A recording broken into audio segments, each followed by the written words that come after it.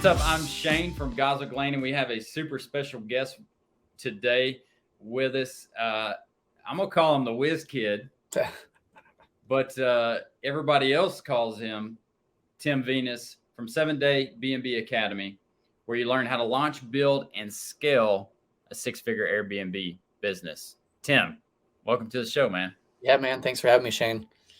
So, dude, I've got a lot of questions. I've got a lot of questions because, as you know, we have some Airbnbs, and there's some things that we're trying to do that I'm trying to learn. And from what conversations we've had before the show, you got a lot of insight on a lot of the things that I want to know. But first of all, tell me a little bit about yourself, your background, how you got to this point. Yeah.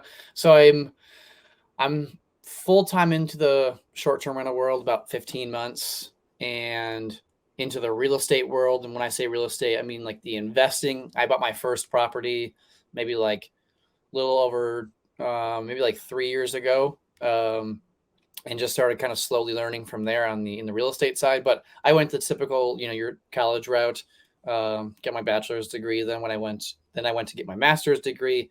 Had to work in sports. That was kind of a dream of mine. I was going to work in sports in some capacity, either for the Packers or the Badgers. That was like I'm a Wisconsin boy, so everything. So it was going to be one of those two. And at 23 years old, I got a job for the Badgers. Thought it was my dream job. I was a designer and a photographer in the athletic department, and just realized quickly it wasn't for me. The corporate world wasn't for me, and I felt truthfully, I felt very stagnant there, and I just kind of saw myself in the future not really meeting my potential. Then, what do you think led to you feeling that stagnation? Yeah, you don't want to expose too much. Yeah, okay, I get that. So as a 9-to-5 guy, you had some things happen that led you to think that this is not the route. Without exposing too much, what are a few of those things that made you want to jump into what you're doing now, or the beginning process of what you're doing now? Yeah. Like what really rung the bell for me was this kind of happened like peak COVID. So I the whole athletic department ended up being furloughed, really just like that overnight. And actually March 14th of 2020 was my last day in the office, and I never walked into the office ever again. Didn't know that I wasn't going to, and I never walked in again.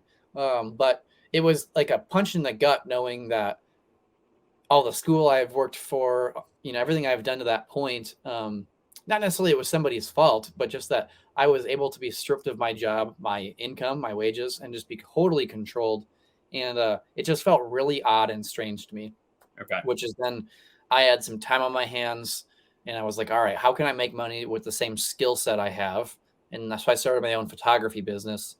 Did that for a year and a half, which I've transitioned into what I'm doing now. Okay. But yeah, it was the feeling of just being 100% like locked down and controlled, and the fact that someone was able to tell me what I was worth and valued, and no matter kind of some triggering points though, to get a little specific, but without being too specific, is like someone's able to kind of tell you what you're worth, and no matter how hard I work or don't work, I'm still going to get paid the same. And I just kind of saw no stepping ladder. I just kind of saw myself years down the road, 10, 15 in the same spot, same position, similar salary, doing the same thing. Not really making an impact on anybody either. So you're saying that, let's say those guys are paying you $75,000 a year. We're not going to go into specifics, but let's just say that. Mm-hmm. And then you work your butt off and you do 16 hours of work in a day, where most people would have done 8 hours because you're super efficient. You mean that they wouldn't pay you more for that extra efficiency that you had? Absolutely not. Nope. Okay. Nope. Right. And the funny thing there, the funny thing there was actually, and I think in most corporate world jobs too, I tell this to my wife too, is naturally businesses want you to gain better skill sets and to be improving, as you should, right? Yeah. but with becoming more skilled would certainly double off getting a higher pay raise, right? Yeah. If I'm going to learn 2 or 3 more skill sets, that should put me into a little bit higher grade of pay. And so, but I think more often than not, you're actually not compensated, or you'll definitely need to ask to be more compensated, which is awkward, or, you just don't want to go there. So people just don't. But yeah, I think I'm gonna jump in on that point real quick. I think the pay scale in our society is completely screwed up. And there's this guy on YouTube that I watch. He's called. We have a lawn care business as well.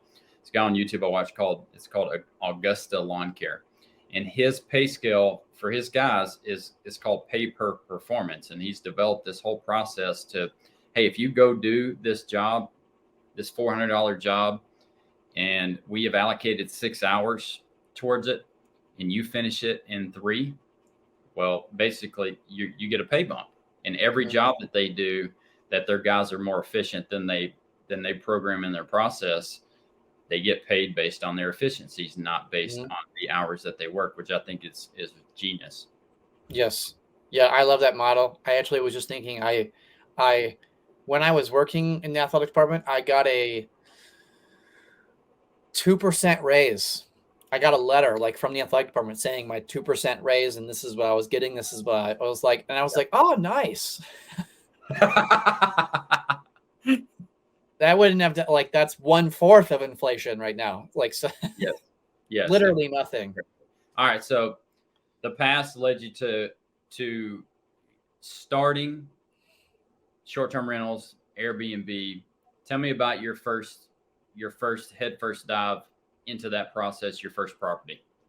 Yeah. So I like to think I have a kind of an interesting start in this business, because I was actually kind of forced into it. And I almost didn't know it at the time of what it would turn out to be. But without getting into nitty gritty details of the long term, my wife and I sold our house.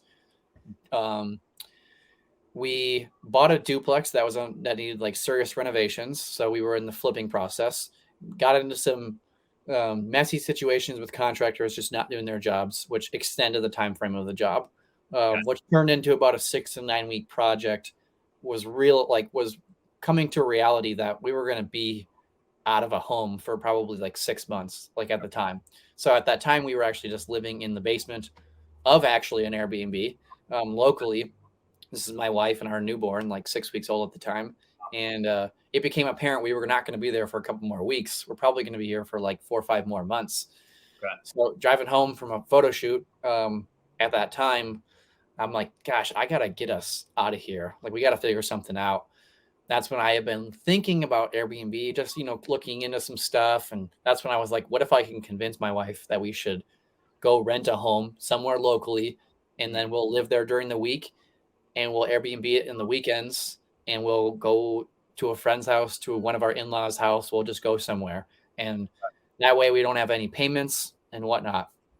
Came home, proposed the idea, and I think she was so desperate to kind of get to a different situation that she was like, yeah, let's do it. Okay. So within 48 hours, we literally had a lease signed from that decision. Went online, started looking at places, got a property 2 weeks later, had staged it, moved out of this basement. And when I say basement, we were living in, it wasn't a nice furnished basement, and it was a decent place, but it was basically our bedroom was our dining room, was our kitchen, okay. That. It's hard to have a family in one space. You yes, we had just sold our house too, so we downsized from a full house into basically a bigger room with an infant. So it wasn't the healthiest situation. Not ideal, but makes you appreciate probably where you're at now. Yeah. And then kind of one thing led to another. We started that out, and it started renting really well as I started to learn, which kind of transitioned into, hey, we should see it. We're going to our in-laws so much. We should see if they wouldn't mind we just stay there for the next 6 weeks, let's just call it, and we'll just rent this out full time. So we did that. Our duplex ended up not being finished for 11 total months. Wow. Yes. And so we ended up living at our in-laws for about 6 months while Airbnb that first unit out, so to say. So it was certainly a process, but that's kind of, I definitely, that's what started it all, is like being forced into it. Had I not, I think back to just the difficulties in the construction process with this duplex, and had that not happened, I likely maybe don't start what I have started or have done any of these adventures, because there comes a time, I think, in everybody's life where we think about ideas, we have these ideas, but something has to kick us there and kind of push us there. And there has to be kind of like, or kind of tip us over the mountain. And that was just that tip over the mountain where I'm like, all right, let's do it. We're doing it. And maybe I wouldn't have pursued it the way I have had I not had those problems. Yeah. And typically crisis or some of the hardest times in our life promote the most growth, right? Mm-hmm. And so when we have those moments of difficulty in our life, they're going to propel you one way or the other, right? We're either going to propel to growth or we're going to propel to a victim mentality. Mm-hmm. And I think that's a testament, like where you are mentally, of, this situation, this circumstance doesn't control my life. It doesn't control my reactions and what's coming out of it. I don't have to live in this situation. I feel like it is no good for me and my family. We're gonna make the adjustments and do, propel to growth, basically. Yep. So from there, you've built this academy. It's a 7-day academy, or as fast as you want to go through it, or as slow as you want to go through it. Yep. There had to be some, what led from first property, renting it full time on Airbnb, to now where you're teaching other people how to do arbitrage. Really just seeing I would, quite frankly, because I've gotten some questions. So at the time of this video, and I'm always really transparent about it, I've been in this business full time for 15 months. And so I've gotten some questions from people as far as like, why would I buy a course from somebody, or why would I listen to somebody who's only been doing this for 15 months? Mm-hmm. And I try and stay really transparent, and I'm like, that's a fair thought. Why I'm really confident that I'm able to teach people this information is because I've put in the time and the money to invest back into myself, whether that's books, seminars, mentorships, as we discussed, where I've been fortunate to have some really successful mentors be on my end and learn firsthand from them, which really totally probably 100x'd my projection, as far as speed goes. It's crazy how much value you receive from a mentorship that is somebody who's 14 steps above the ladder from us, and how you can take 15 months and in reality, you can't even measure the amount of information that you've probably processed in 15 months in a real time frame. It may have taken other people 46 months to get to where you are in 15 months, depending on how fast you can digest information and put it into action. Yes, I know. I was just, as I was typing something up for a video the other day, I was thinking like, holy cow, let's just even flashback like 1 year from now. I just remember the struggles with the construction process and whatnot, and thinking just how much has changed in the last 12 months. And if you just apply yourself, it sounds so cheesy, but what can really change and happen in 12 months, in the position you can put yourself in 12 months. Yes.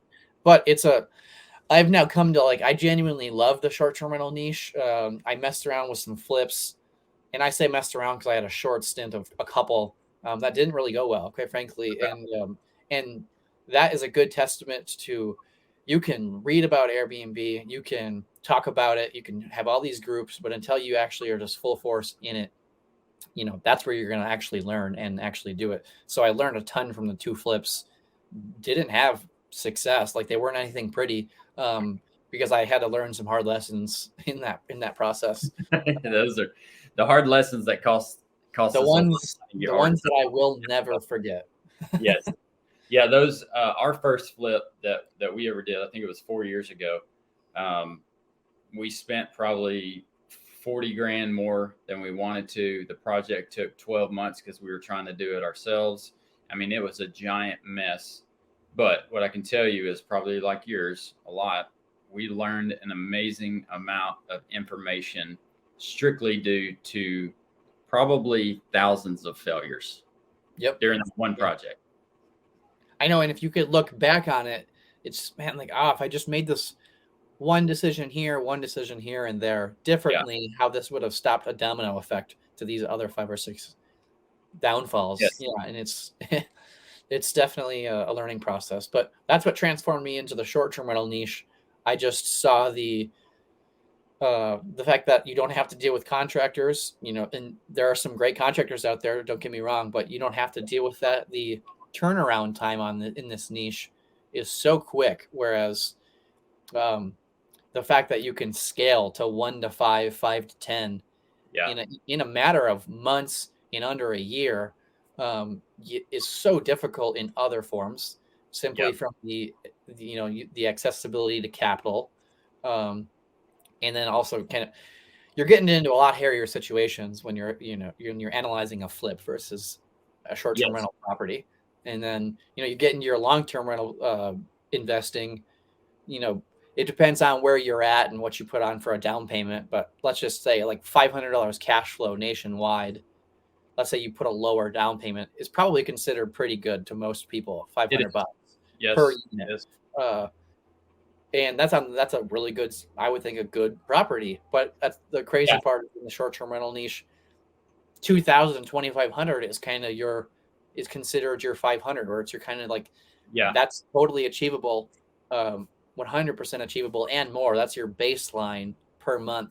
And so that's really what saw the scalability, saw the cash flow, and saw the fact that honestly anybody can get into it, like with pretty much minimal experience.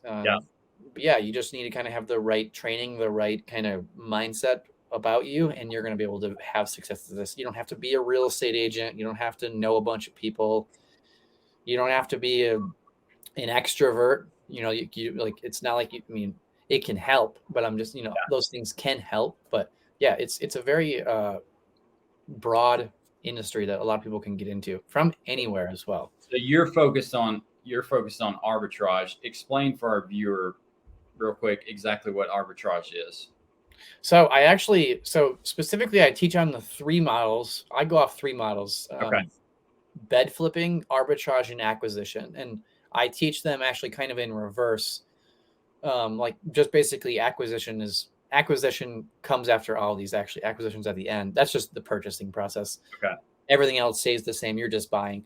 The bed flipping is without a doubt the easiest, the most scalable model, and it's actually not talked about a lot. I've seen these ads because we have short-term rentals, and my algorithm says show this guy ads. What is bed flipping? Bed flipping is similar to arbitrage, but basically it can be done with, when someone says no capital, no credit, like they literally mean that. It's 100% true. So it's glorified property management is what it is. But instead of you physically going and renting the property, I would approach a property owner. And this is, I love this example. This is a real life example, a real life deal of mine. I approached this property owner. They wanted $4,000 a month for rent. It was a lake home. So that translates, they're going to take home $48,000 gross on their end. Whatever they profit is up to them. But he was going to take home $48,000. We got to talking and building some rapport. And I asked him, if he'd be opposed or open to the idea of listing this as a short-term rental and partnering with me on this. And if he was interested in seeing what that could look like for him from a number perspective. So I, based upon research data, I got a good idea on what that property could get on a monthly basis, and then put together a spreadsheet of all the expenses, utilities, Wi-Fi, you name it, literally all the expenses. And then what it would look like for him if he partnered with me on a yearly basis. And conservatively, he was going to take home just over $100,000 gross on the year as a short-term rental. And so long story short, he went that route. But basically you partner with these landlords, they furnish the property. You can either make a deal with them on gross or on net, Okay. depending on what your situation is going to be. So let's say there's a damage to a chair or to something. If you were on a net deal, the expense to replace that would come out of like your joint net Okay. account, basically. But yeah, then you take a percentage of that. You pay a percentage of that every single month. You don't pay rent. And that's where the no risk comes in, because you've invested no money. You're just implementing, in my case, my systems and strategies into their property. And it's a win-win. The property owner is taking home significant more cash flow. Yeah. You're taking home cash flow. I will say that you're going to take home a little less cash flow than you would on the arbitrage side, simply because Yeah. you're taking, let's just say Less risk. 25. Yeah, you're taking a profit split, but your risk is significantly lower as well. So Yeah. think about If you know what you're doing, if you know what you're doing and you have the skill set to do it correctly and get what you're saying you can get to the homeowner, then I'm not going to say your risk is negligent, because there's always a risk. Yep. But your risk is way, way lower, because to furnish that lake house that was $4,000 a month properly, what are we talking about? 15, 20 grand? Yeah, it was like 17.5 actually, pretty much. And that's, there we're talking kayaks, paddle boards, some like there's outdoor furniture. I mean, it's a nice house. And so and like on the staging side, my phrase is always champagne taste on a beer budget. Yeah. Like, we want to be economical. We don't want to be, we don't want a $4,000 couch in this living room. Right. We want it to look like a nice, comfy couch, not a $4,000 luxury couch that someone's going to spill a soda on. Because it's going to happen. Right. Yep. So that's the things you have to think about. But yeah, so and just think about the scalability of that model. Once you learn kind of the ins and outs, you learn the systems. There's nobody stopping you from replicating this over and over and over again. And this is also nationwide. That's kind of a common misconception too about this industry as a whole, that it's got to stay local. With this with this bed flipping model, it's absolutely fair game anywhere. You absolutely do not need to be in person. Then you're gonna hire out the right people on your team who are gonna need to physically be there and boots on the ground. Yeah. Okay. Cool. So next model is arbitrage. We talked about basically from the ground up, you're doing your own property. Then you got bed flipping, and then you've got arbitrage. What's the difference between, we'll say, bed flipping and arbitrage? Yep, they're the same process, except instead of partnering with the landlord, you're actually going to rent it like a traditional tenant. And then this is the absolute must, in all caps, if I could write it, you have to get a signed sublet agreement from that property owner saying that they allow you and are verifying that you're going to sublease this property as a short-term rental on X, Y, or Z platform. And that's why specifically when people call this, when they say, hey, do you guys do Airbnbs, so to say, that, it's just the industry term, but it's just a platform that you then can advertise on. And then, at the end of the day, your total revenue minus your expenses is your profit, just like in any business. Kind of just like, without getting into like the thick of weeds at all, basically through your property research, if you find a property for rent at $2,500, let's call it, a good starting point would be to know it's the 10% rule. Can I charge at least 10% of the monthly total rent, $250 in that instance, per night? Can I charge that? So then basically I'm going to be able to then get my money back on the rent within 10 days. Within that 10 days that month. Yep.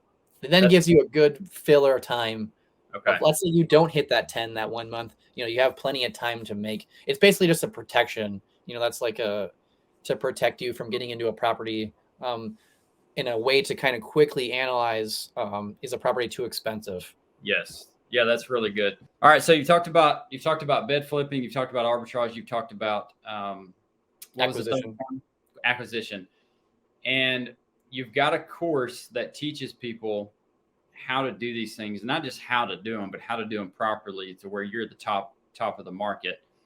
Let's talk about your course. What are you offering in your course that would make somebody say, hey, I really need to get that information. I really need to be a part of that. It's really the step-by-step bullet point. I have everything listed from A to Z on on simply starting with your mindset on how you need to approach this, how to fund properties. That's a big deal, through business credit, and to try and stay away from anything personal wise, so to teach people how to build that business side.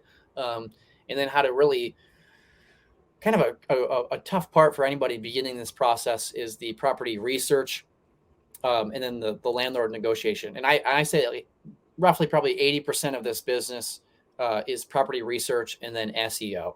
Because if you don't do property research right on the front end, we pick a bad property, it might not really actually matter on the SEO side or anything we do past that, because you've just picked a bad property. It might be way overpriced, bad area, doesn't have the amenities that we actually want. So that property research fundamentally starts everything. Okay. Then we get into, let's just call it I call it the millionaire skill set. Because in the end of the day, when you look in the entrepreneur world, the individuals that make a good amount of money are people who are in sales and who know how to present things in a really favorable manner, to show how, like, the benefits for the opposing side, not just talk about the product, but what the benefits are for that individual. So I really go in deep on how to present this information to landlords, to property managers, to property owners, whatever they are, on how this really is a benefit for them and how this is a win-win for them, and why actually ideally you're the best tenant. So I focus heavily on that. Then you transition, because at that point you need to get a deal. You need to have a property in hands for really anything else to matter after that. So essentially, let's just say we're talking about bed flipping, and I'm driving around my area and I see a property that would just kill it on Airbnb. It's got some differences in the architectural structure. Maybe it's a house from the Midwestern that's sitting in East Texas here. And I say, okay, people would love that. They'd love the pictures. It's in a good neighborhood. It's already for rent. And now I've already evaluated it, like using your course, to see that, okay, this would be a good property before I even approach the owner. Is that kind of how you would go about that? Yeah. So you would go on websites. These aren't proprietary. You would go to AirDNA or Mashvisor.com, and you'd be able to really tell, all right, a property like this, a similar bed and bath, similar amenity in a similar area is producing this amount of cash flow, this amount of monthly income. It's charging X dollars per night. Let me check out the calendar. Okay, it looks like it's filled up 60% over the next 30 days. Okay. This is what we can now project over, it's got 50 reviews. All right, we know this property has been around for roughly probably a year and a half. This is what we can now project accurately and predictably about this property. And then we're going to do it better. We're going to do it better as well, from the staging side to the photography side to just the entire system and operation.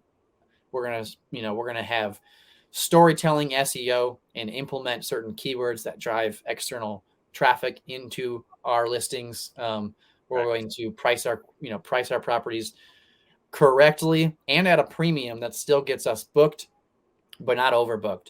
One thing I kind of preach on, that I know a lot of people will say back to me sometimes, like, why not 100%, is I talk about the occupancy rate of 70% and why it's important to hit the 70% occupancy rate and not 50 and not 95. That doesn't mean, like, shame on you if you hit 95%, but something that should kind of stand out. If we're at 95% occupancy, the first thing that comes to my mind is, all right, that's great. People are booking. People like your property. You're too cheap.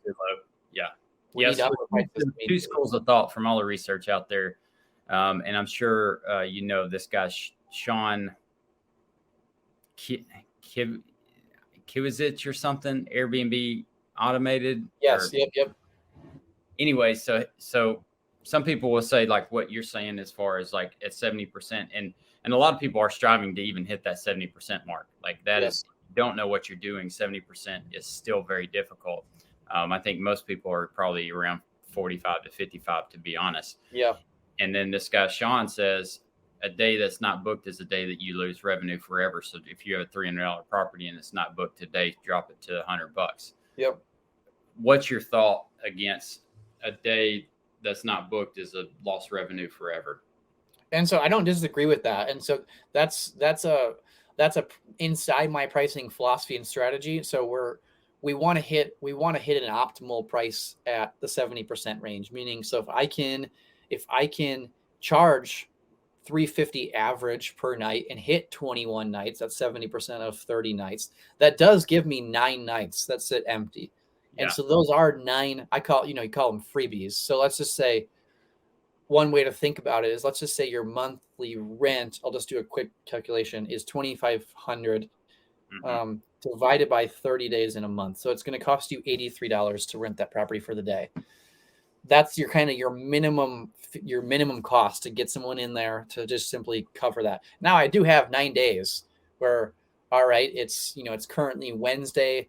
I'm booked Thursday through Sunday right now at a premium rate that I wanted. And my Wednesday is going to sit empty.